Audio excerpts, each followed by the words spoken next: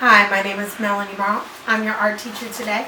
We're going to talk about teaching a landscape with architecture to your students. This can be for any grade level.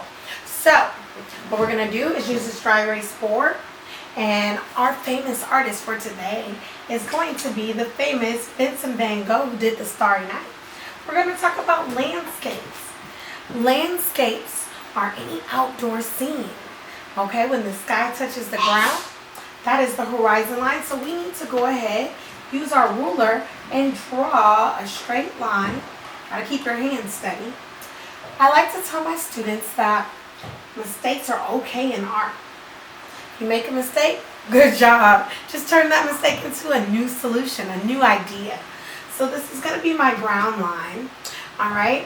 And that line is called the horizon line. Now we can incorporate this architecture, this landscape, to any course subject. We can talk about the seasons.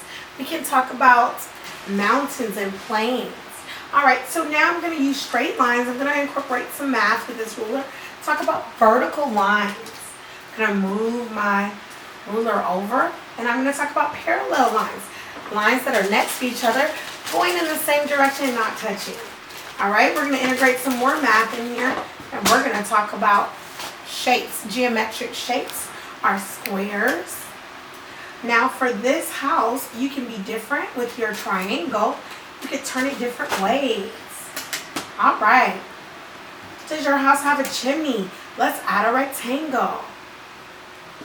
We can talk about the different regions and geography and say, well, up north it gets really, really cold. What states are up north? And if it's cold outside, then you want to have smoke coming out the chimney because you guys have heat. All right, where is your door? As long as the children know that they have to put a door in the house, then that means that they can use their creativity and make their own choices of where to put their door. What shape is your window going to be? Is it going to be a rectangle? Do you want to continuously use the ruler? You can stop after a while. You can add curtains. The secret to drawing is knowing your lines, your shapes, and your letters. If you look at anything and it looks a little challenging to draw, just think, I know my lines, and I know my shapes, and I know my letters. So we can put it upstairs. We can even put a fence. We can overlap and talk about trees.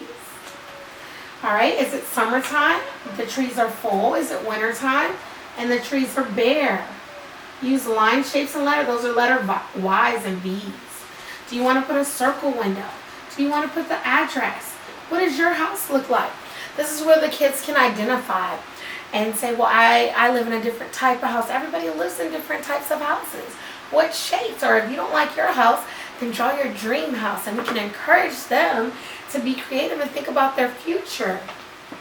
We can add another line down here.